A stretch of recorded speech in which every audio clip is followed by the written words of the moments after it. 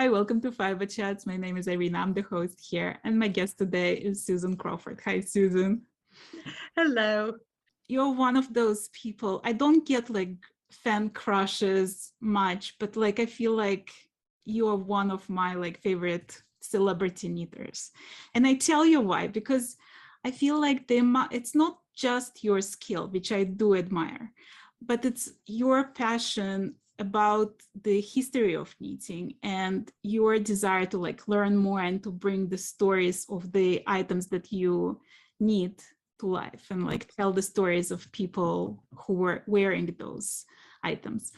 And another thing is, like, I feel like when you look at the museum items, you don't just see the stitches, you see like the love of that item, how it was worn, how it was washed, how it was passed from generation to generation. And like all of that is sort of like really dear to me. Tell me, like, why vintage? Like, why did you decide to go into the whole vintage stuff? Well, I suppose I have talked about this before, and the more I've talked about it, the more I've sort of understood that I don't think I even realized that was what I was doing when I first.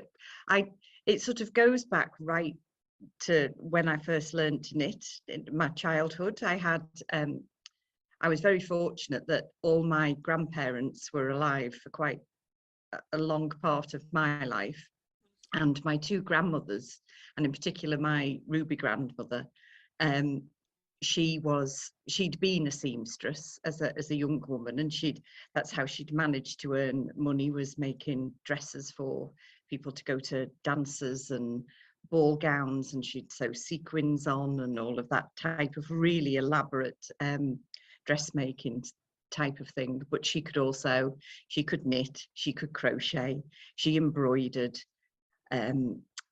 I think she did macrame, she did literally everything. I had a toy farm, and when I wanted a well, she physically made a little toy well out of cardboard and painted water on the inside and bricks on the outside, and it had a little bucket that you could pull the string up and down with and the bucket would rise. There was nothing that she couldn't do. And she taught me to knit, and she taught me to sew and crochet and everything else. But without realizing it, without me realizing it, as we developed my skills, it was her old patterns that I would use to knit from. So I would knit, a cardigan from the 1950s without realizing that I was using something that was sort of a vintage piece. And I suppose I therefore just learned without knowing the language of vintage patterns, and that aesthetic sort of, I suppose, just got stuck in my head from such a very, very young age. And then my other grandmother, my Betty grandmother, we used to do some quite naughty things in terms of, she used to live with us from when I was sort of about 10 or 11, I think. And if I fancied a day off school, we would wait for my mum to go out to work, and she would ring the school for me and say I was poorly. And then we would watch old films. We would just spend the day in front of the TV watching black and white films and sometimes colour, but certainly sort of the 40s and the 50s era of film was literally all we watched. And I watched so many with her. And again, the glamour of that era and the beautiful clothes and the colours when the films were in colour, it all just I just absorbed it all. And then as I got older and started liking fashion, I suppose that all of that just started coming out into what I would always make my own things. So I would go to the fabric shop on a Saturday morning and buy fabric and come home and sew something up to wear in the evening and things like that. And I would always have knitting on the go. So yeah, it basically that's where it came from. So I was doing vintage before I knew it was vintage. And I think almost before it was even called vintage, to be honest with you, it was just called old, second hand, and so on. And then as I started to, when I went on to study fashion, that was really always where my aesthetic took me, was towards that sort of that period. And film has always had a huge influence. Everything I do is sort of comes from a sort of a visual inspiration, really.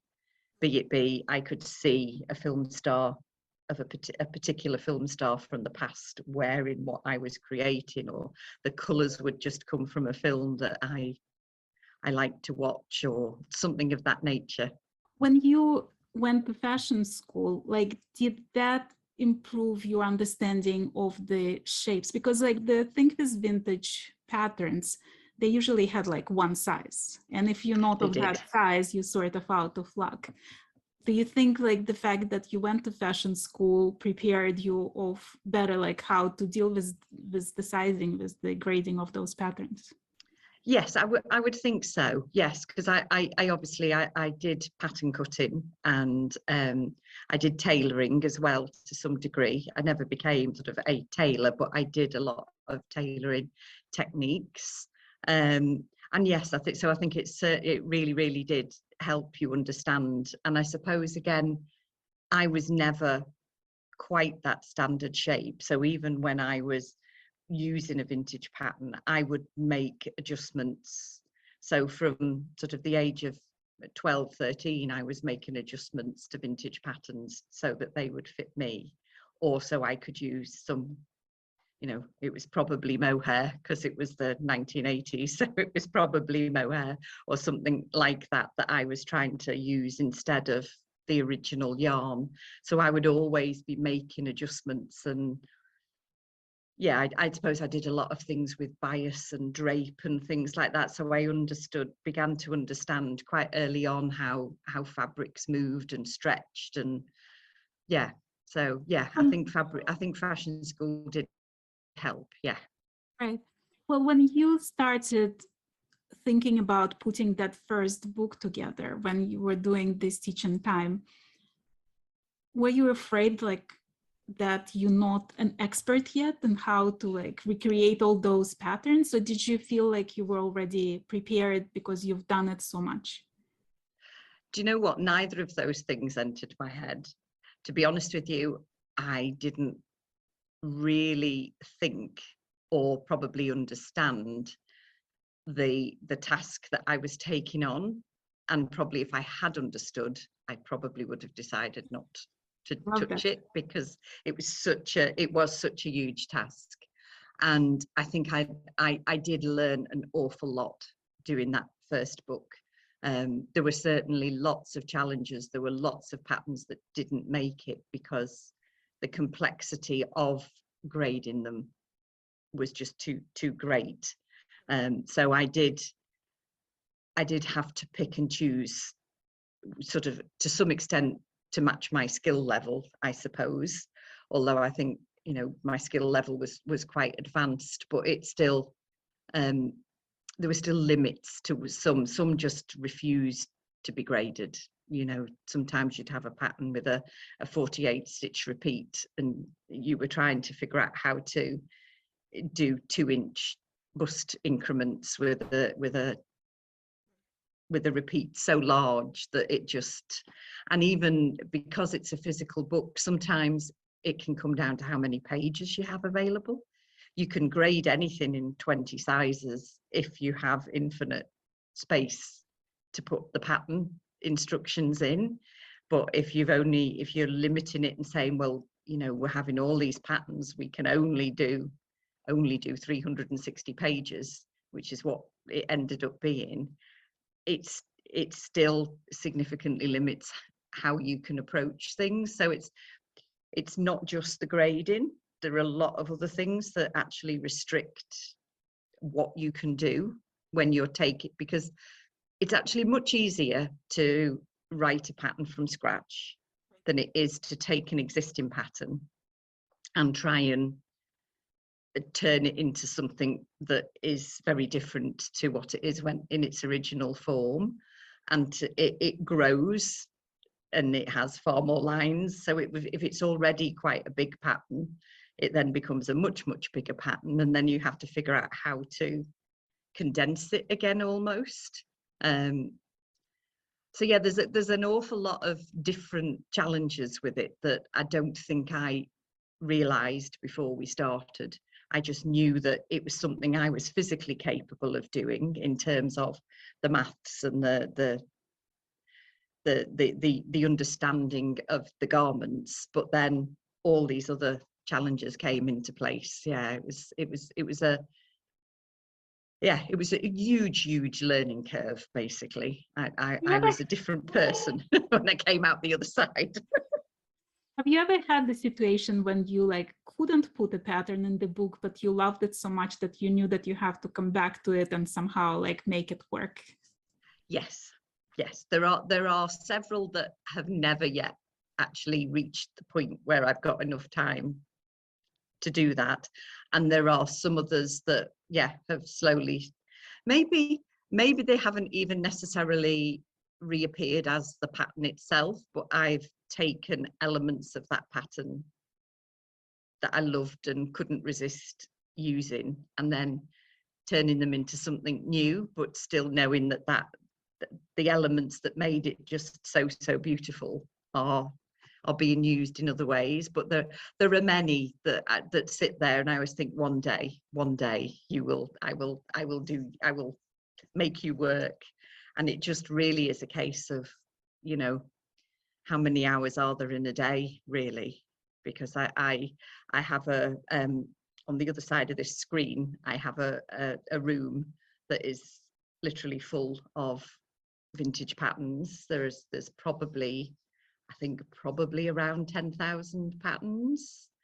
So the chances of me ever doing even a fraction of them are, I need to live an awful long time to actually manage to do it.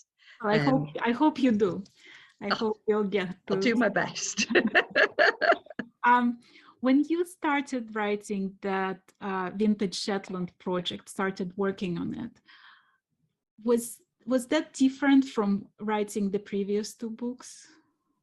Yes, yeah, it's completely different, to be honest with you, because what happened was, in case anybody watching doesn't know the story, in 2010, because of the previous work I had done, I was invited by the curator of the Shetland Museum, Carol Christensen, to go to the archive at the Shetland Museum, and she had just selected some pieces from the archive, various garments that she thought might interest me. And that was literally as far as either of us had gone with what was going to happen next. It was just an exploratory, well, let's see what you think and see what ideas you come up with.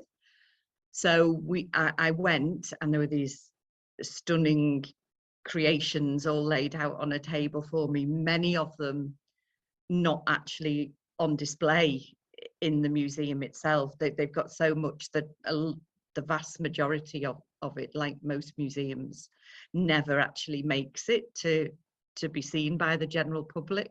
So a lot of these were pieces that nobody's seen since the day they were donated. So that felt very, very special.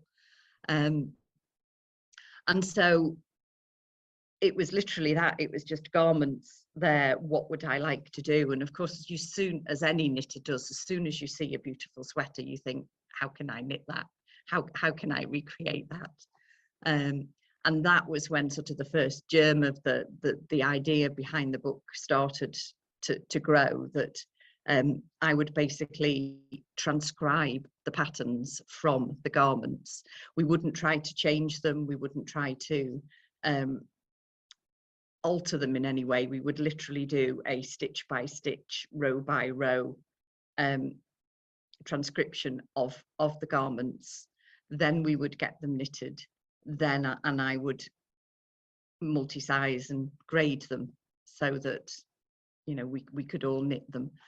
And then as I started to work with them, that was when I really began to understand that there was just so much behind all these stitches within these textiles. There was stories in each and every one, and whether it was about the person who knitted it or the person who wore it, or the period of time that it came from, or what had happened to it since.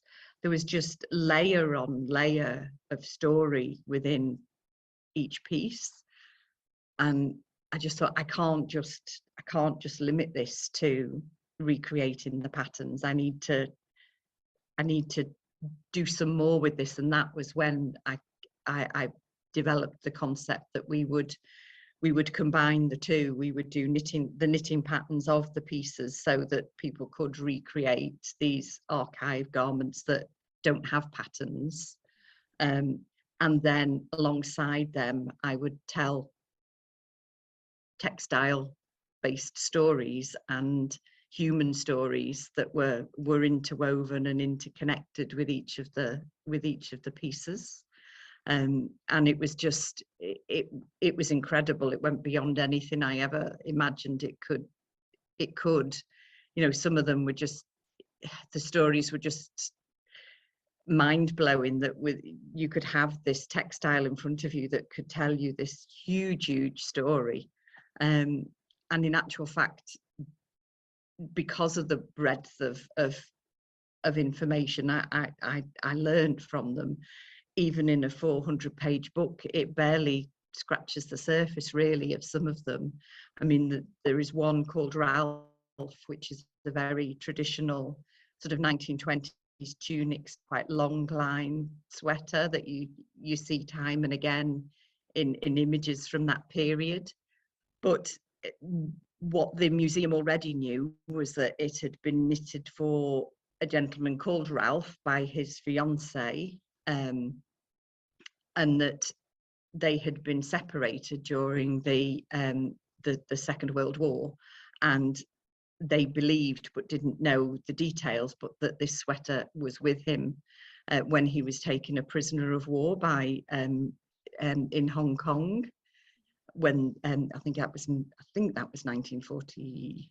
No, I won't say what year it was. I've now forgotten what year it was, but during that conflict. And I investigated further, and it turned out that was true. It was with him.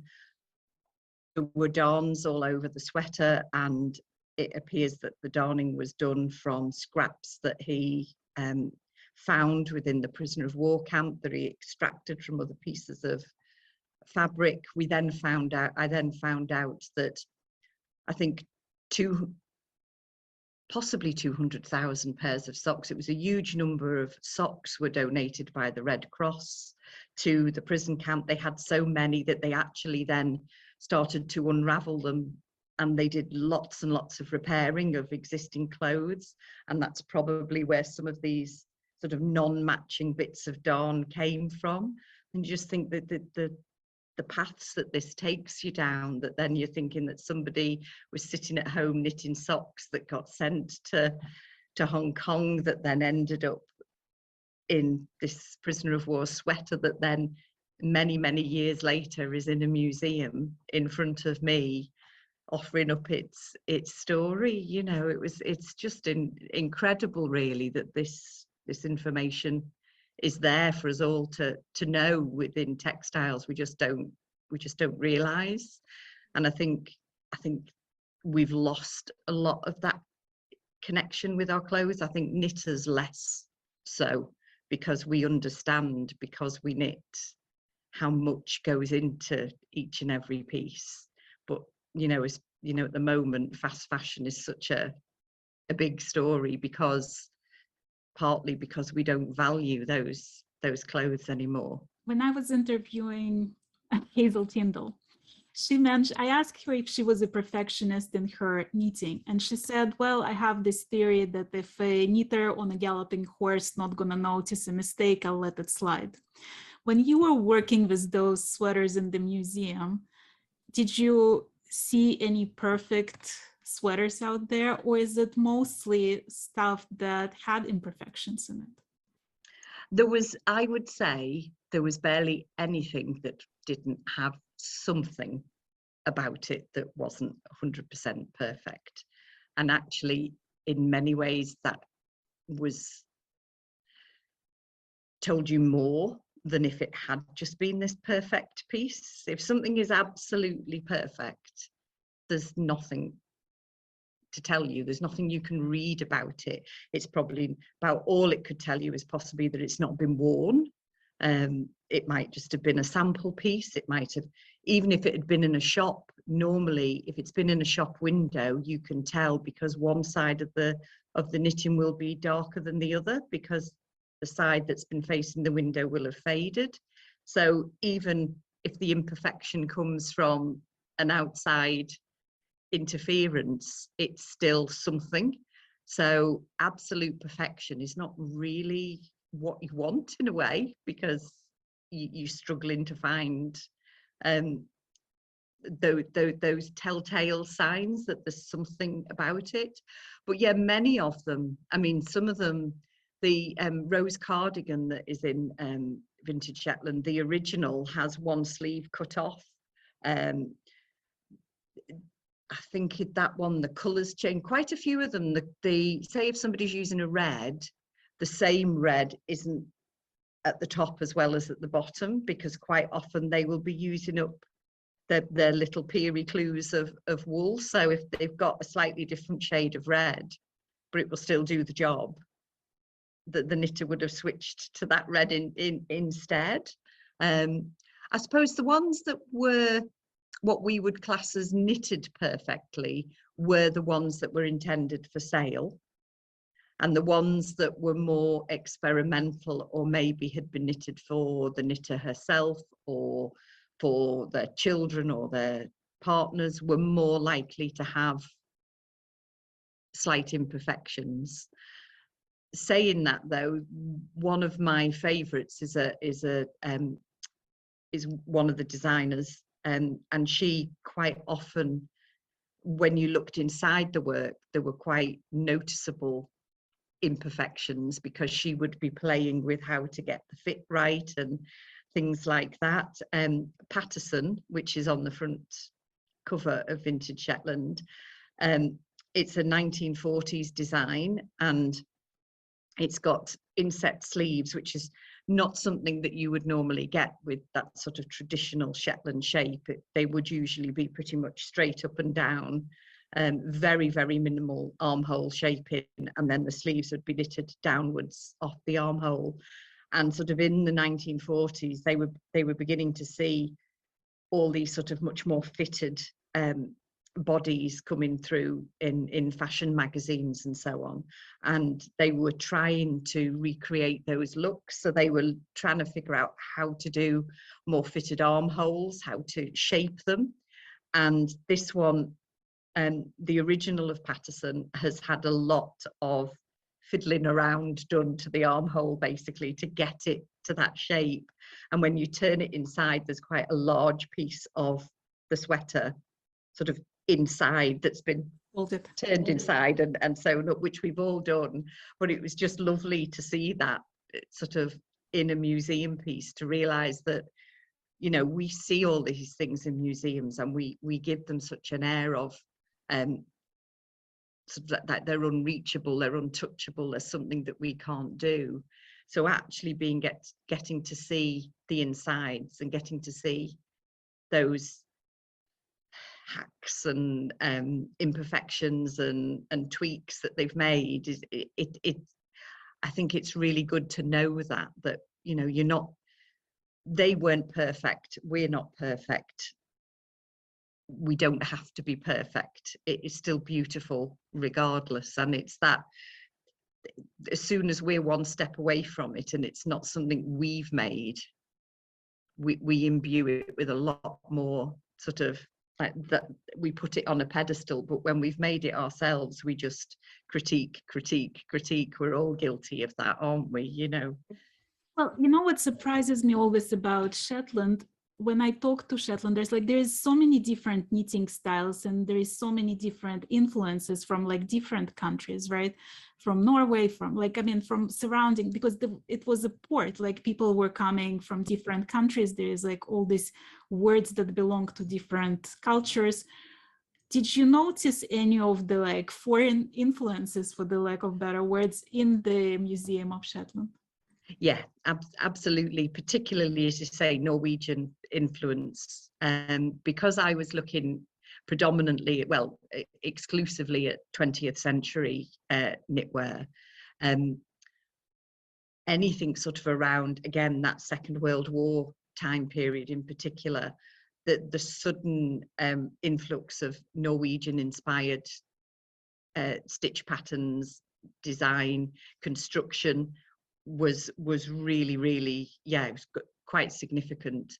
There's a few pieces within the Vintage Shetland book that really show that, and I think possibly two of the essays in there are about that connection with Norway. There was a huge hugely popular with the sort of the Norwegian mittens that we now sort of distinctly know as sort of like Selbu mittens or whatever, and they became a huge part of Shetland culture as well, and people would be knitting dozens if not hundreds of them in a year to sell to tourists. During the war it would be to sell to soldiers and things like that, and they would ship them back home.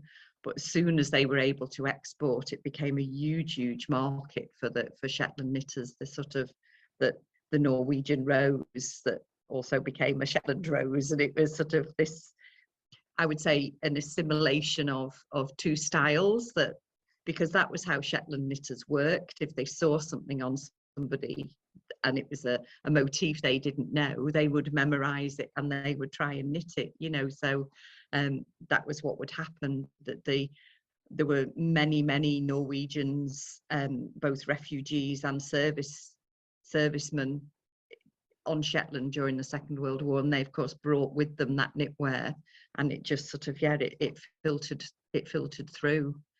Were there any techniques that surprised you, that like so early on they were already known?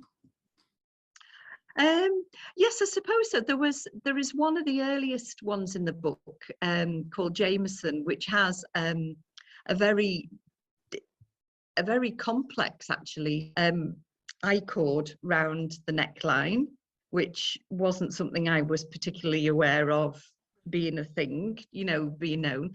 And also in some of the 1920s garments, there is the use of short rows on the on downwards knitted armholes. So something which I think early in the 2000s, Gudrun Johnson and things started to do in her knits, and was quite new at the time. But yeah, back in the 20s, it was something that was already being attempted. I think the thing about Shetland knitting at that time, because so much of it was actually done for commercial reasons, so it could be sold and exported, I think a lot of these techniques were probably tried out and maybe were not used in the majority of the work that they did, because it just added time and complication to the garment. So I think what's quite good about the things that made it into the museum is that quite often it was that more unusual work that maybe they'd taken extra time and care over because it was going to be entered into a competition, or it was to use to say, look how good I am at what I do. So it had those extra little bits in them, but a lot of the work that then sort of was exported and sold didn't have it in. So I think those techniques got lost a little bit along the way, which is why it's a surprise to see them, because they haven't carried on through the knitting, through the generations. What was your favorite part? Because it's my absolute dream to go to Shetland and like spend some time there and show the lace that I knitted to some of the Shetland lace ladies, experts, and critique my work and let me know like how I can improve and all of that. I don't know. So somehow like I have this, I don't know where it comes from. I have this belief that like in my previous life, I must have been a Shetlander somehow, but like I have some sort of connection with Shetland. Yeah. What was your feeling being there? Like, did you feel out of place? Did you feel like you belong? Yeah, I never felt out of place. I loved it, and actually my husband in particular very much fell in love with Shetland, and that had nothing to do with the knitting. So it speaks to a lot of different people for a lot of different reasons, I think. The landscape itself speaks, the wildness of it speaks to me. But the fact that, I think for anybody who is a knitter, the fact that knitting is so intrinsic and so connected to the culture, to commerce of the place, and it's all around you. It's very, very difficult to feel like you don't fit, because it's calling out to you. It's saying to you, come and look at all these lovely jumpers, come and look at all this lovely wool, come and look at all the lovely sheep. So it's sort of, you immediately feel at home because it has things that you care the most about, basically. But yeah, I also love the landscape. I love living near the sea. I was born in Liverpool. It's very, very hard to take. That's a river, but I've lived near the sea for pretty much my entire life, other than 4 years as a child. So sea all around me and things like that speaks to me. I really need to know where the water is, to know where I am. It sort of helps me understand where I am. So yeah, I absolutely loved it on many, many levels. And the Shetland Museum, having access to that was just incredible, knowing that it's just Like up the even the road. candy store, I mean, this is a It dream. is, yeah. And there's something else all the time to see. Right. What's your relationship with Shetland wool? When you saw those patterns, right? Like when you touched those sweaters from Shetland Museum, did you think that you would need to use Shetland wool for that? Did you have other ideas? Yeah, well, that was interesting, because certainly in the earlier part of the 20th century, the wool that the hand knitters used was very different to the wool that we now think of as Shetland wool. A lot of it was actually worsted spun, not woolen spun. So that immediately makes quite a dramatic difference to the feel of the garment.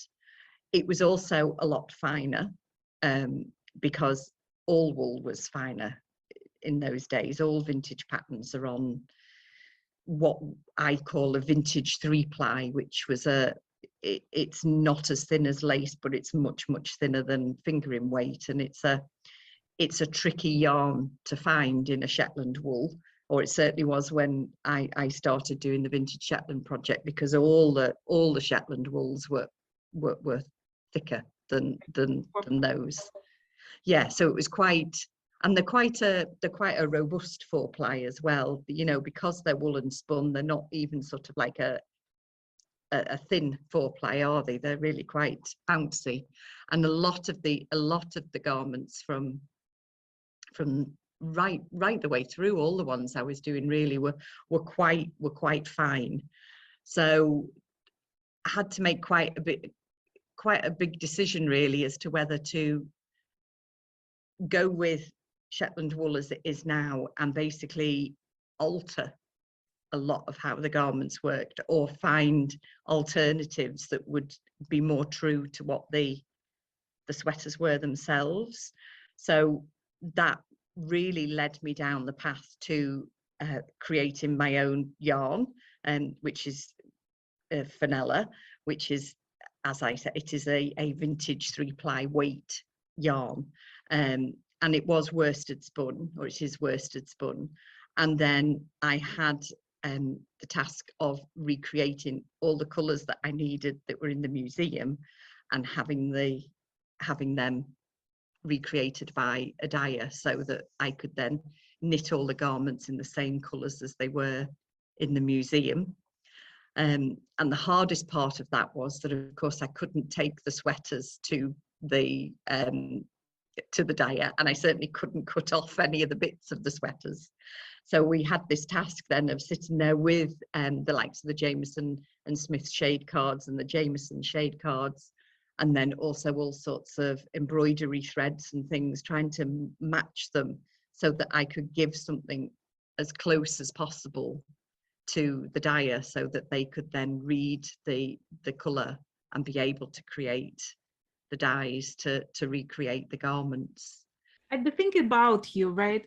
You somehow, like, you first jump into the most impossible tasks, and then somehow you find your way through it, and it's like, yeah, turns out brilliant. Like, what was that process with yarn? Because like suddenly you found yourself not only being a book writer and designer, but you also found yourself to be like in the whole yarn production. Yeah, it was a big leap, I think, really.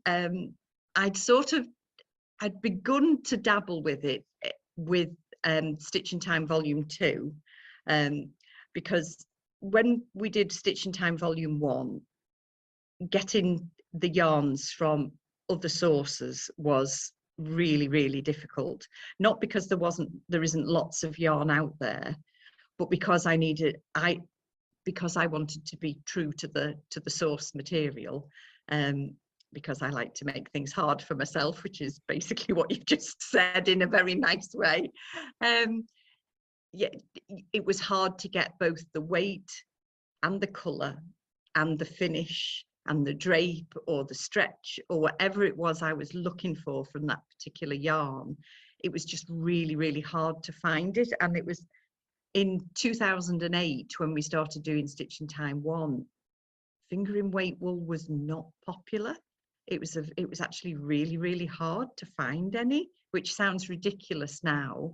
But there was, a handful of companies that did it, and it was in very small colour palettes. So a lot of the time it was sort of, oh, we've got to do another blue jumper now because all we've got is blue to choose from, or it was just really, really difficult. So when we started Volume 2, I'd had conversations with John Arbon about the difficulties that I'd had, and we decided we would collaborate on a yarn.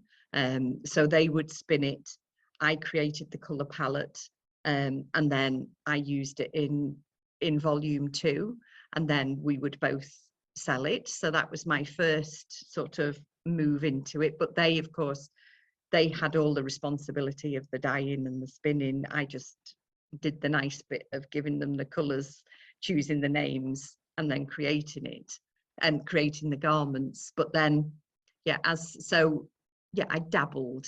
But then with Fenella, that was the first sort of real sort of, I suppose, manufacturing, really. It was certainly production and having to talk direct to commercial dye companies, finding out that the minimums that they will do of any one colour was far, far more than I was expecting. And therefore, if I wanted 40 colourways, I was going to need an awful lot of yarn.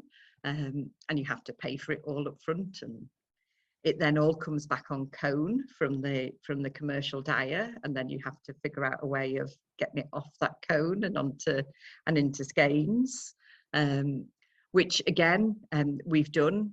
We have, my husband built. We have our own winders to take and they're all hand cranked, so they don't take any electric. So we attach a cone. Well, I think we can do. I think it's 13 or 14 cones at a time we can do, and we wind off either 25 gram, 50 gram or 100 gram skeins. And so we went basically sort of immediately almost into being like this little tiny mini mill sort of thing, without actually doing the spinning ourselves. We were doing all the finishing, all the other bits that go with it. When you started that business, right, when you got into that mini mill, who was your customer in mind? Like, did you do it for yourself mainly, right, with the hope that others will join, or did you have a particular audience in mind?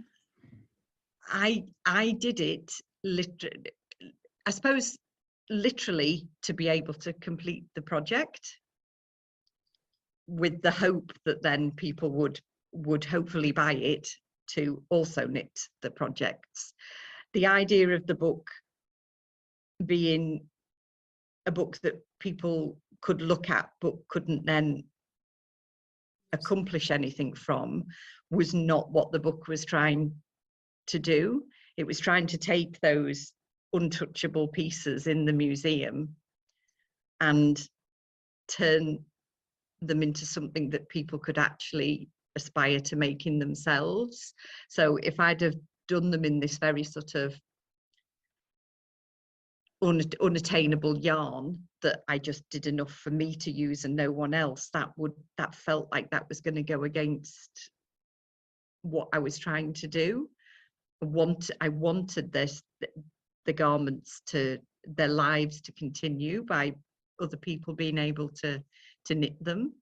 So I think I just hoped that if I'm, you know, what's the thing? I can't remember the quote, but basically, make it and they will come, or build it and they will come. So I was basically manufacturing it and hoping they would buy. That was my entire marketing basis to it, really.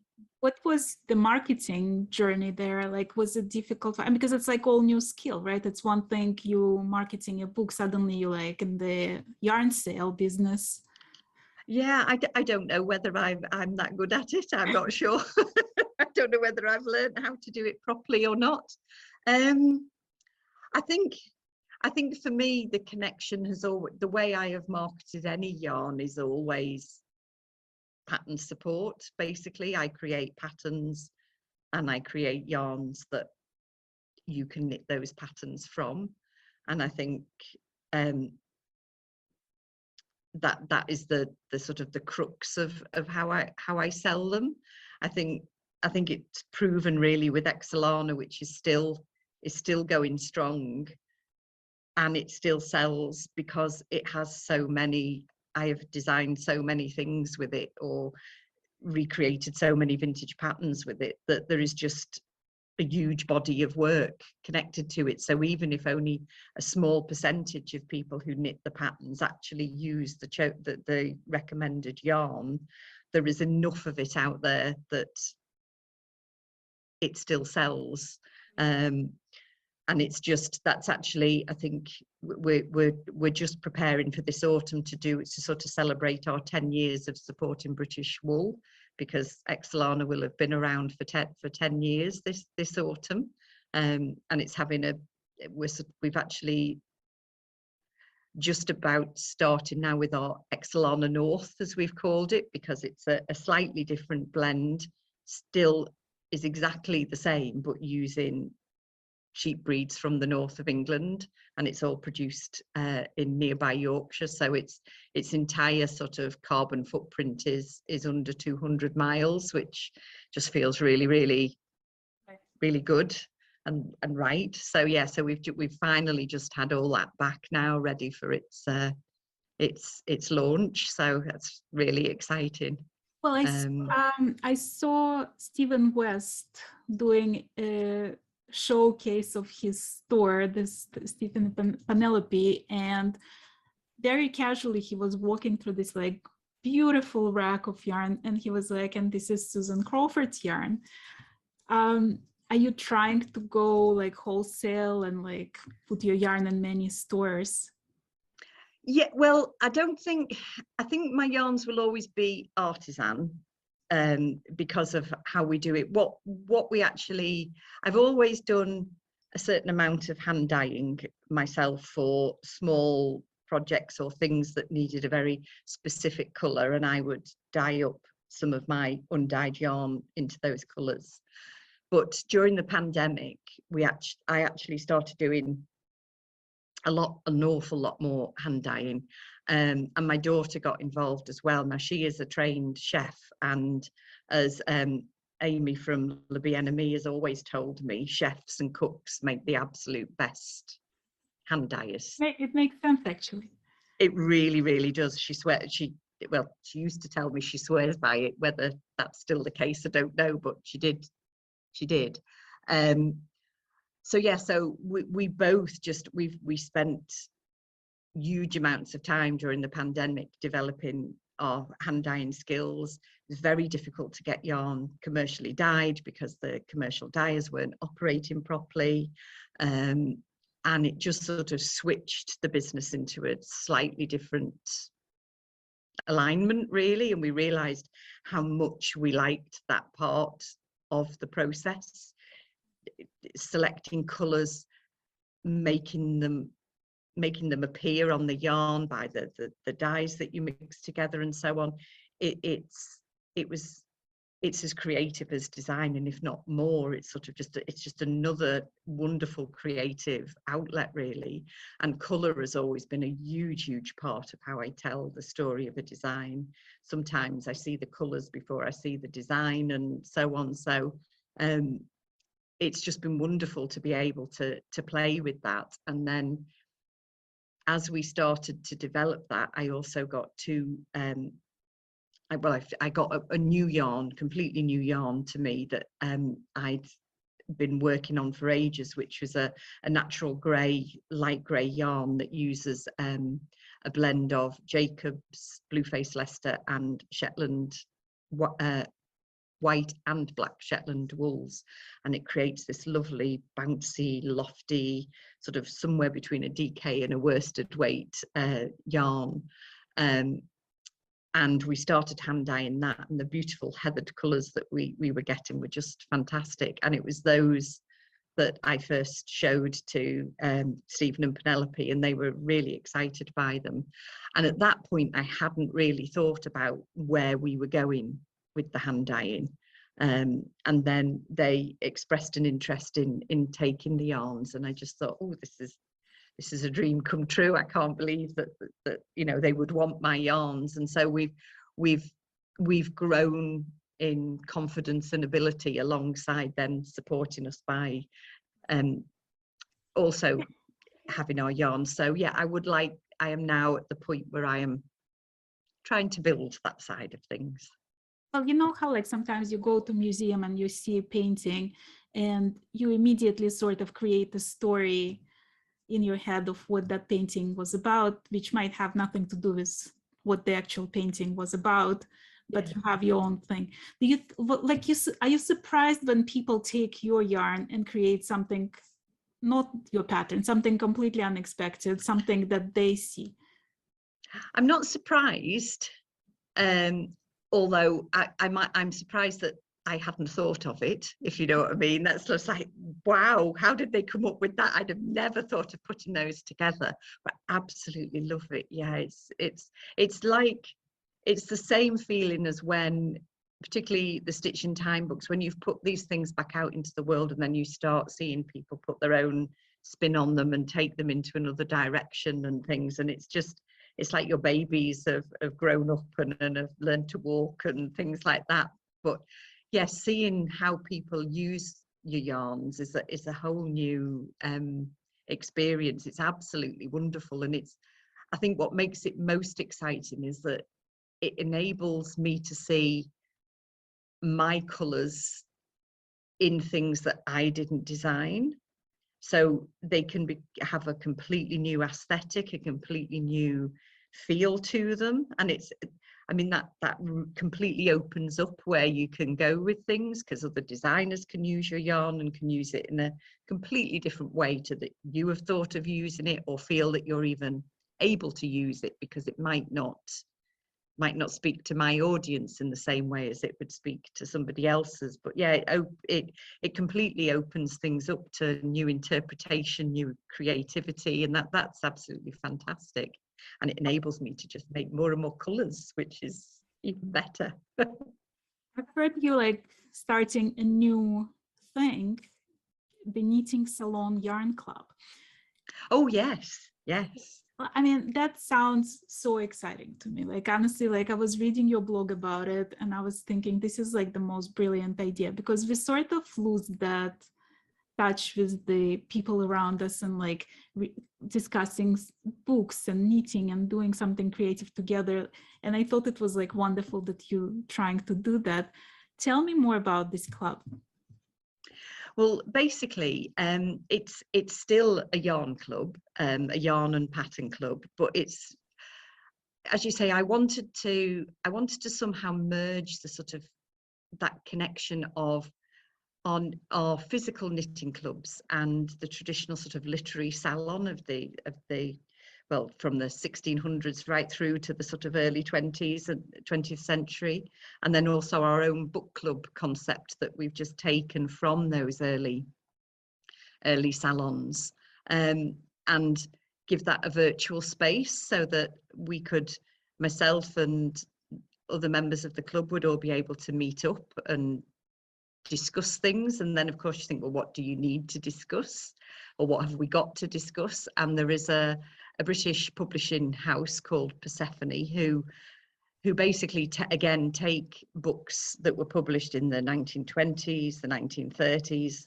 1940s that have long been forgotten about, but are actually really, really wonderful stories, and they republish them. And they put such a lot of thought into the books that they choose, and they are all really, really lovely books with lots of historical value to them as well. They tell you a lot about the lives of people in that time. There's a lot of domesticity in them, so they tell you a lot about, in fact, all the books that I've chosen for us to use to read in the club have got examples of knitting and sewing and things in them. So it's very, very close to what we do ourselves. So basically what I've done, there are going to be three club packages. Each club package comes with a book. The same title goes to everybody in each of the three packages. And I have, and will be creating designs that are inspired by those books and about the times that they're from. And also the colour palette of the hand-dyed yarns that are in the packages are all inspired by the end papers of the books, or the colours that are talked about in the books, or of the period. So it's a very, very, yeah, each one is very sort of representative of the period that it's from. And then we have an online club, basically salon, that we will have regular meetings, and we will talk about the books, and we can talk about our knitting and so on. And that's basically it, really. That sounds so exciting. When can people sign up for that? Is it already open for sign up? It is open for sign-ups now, yes, yeah. I will need to, it will be staying open for a while as yet, but normally the first package will go out in September. So normally sort of towards the end of July, I would need to close the doors, basically, so that we know how much we need to dye, because it takes quite a while. I think I listened to one of your interviews with Stephen West, and he was talking about how long it takes to prepare his club, and it's a similar thing. My club from last year, I already knew when that club was only halfway through what I wanted to do for the next one, and you have to give it such a long time of planning to be sure you've got everything sort of in place for the following year, that actually you're already, you're months ahead in your head, and then you have to sort of get down to the actual physical work. So obviously if there's, you know, however many participants there are, we've got to allow time for us to then, because to hand dye the yarn and finish the yarn and create the designs and so on, and then get all the books packed up and the yarn packed up and all of that. And there's just, say, myself and my daughter do all the hand dyeing, we do all the finishing, all the skein, all the banding. So that's it is very much a very small family business. So I mean, how do you find time for all of that, because I mean, you have a family to run, you have a farm that you live on, you have the yarn business, you design, you write books. I mean, they're like the yarn club, you know, it's like, how do you break your day?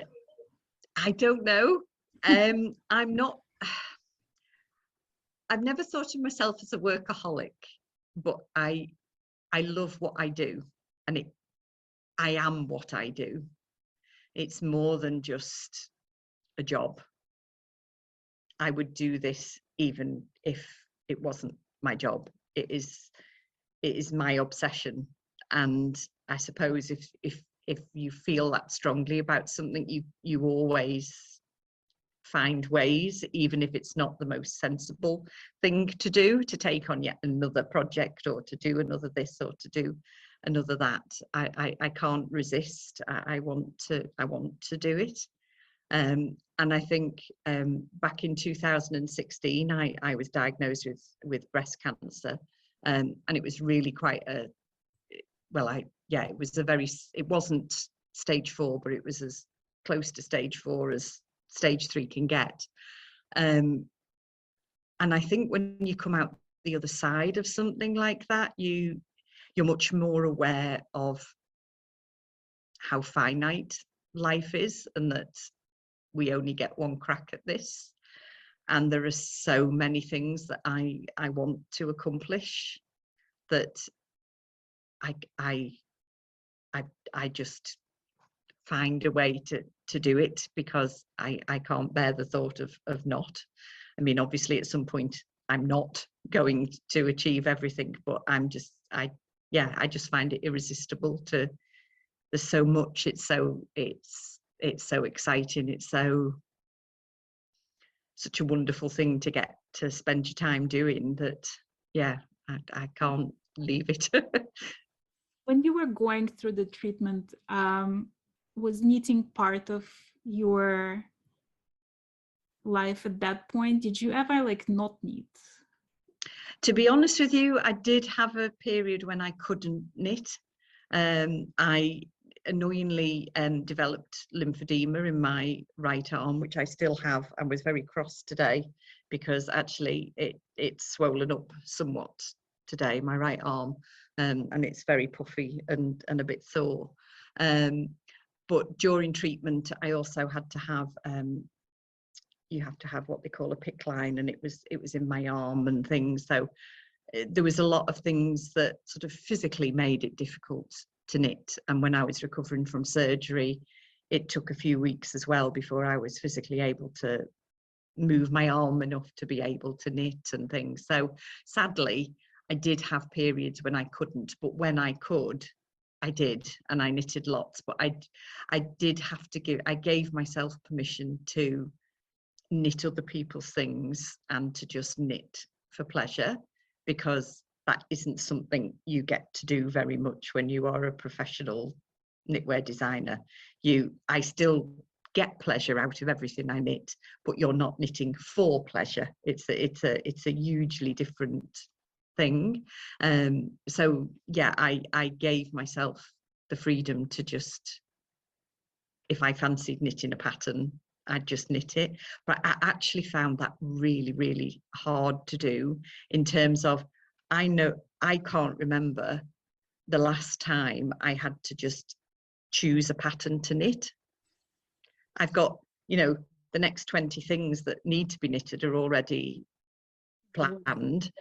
So going to Ravelry or going to a book and just opening it and thinking, oh, I quite like that, I think I'll knit it. I just didn't know how to do it. I completely lost the ability to just think, that looks nice, I'll knit it. So it was, in a way, it was quite a revealing and helpful thing to remember how tricky it can be for somebody to make the decision to embark on a knitting project. And it really, I suppose, it gave me a bit of an insight into what information you need to really help you make that decision and to guide you. So it was troublesome but useful, I think, it's the best way to describe it. You ever get overwhelmed? Do you ever get stressed over like the production, the book writing, all of it together at the same time? I think I'm probably stressed and overwhelmed 99.9% of the time.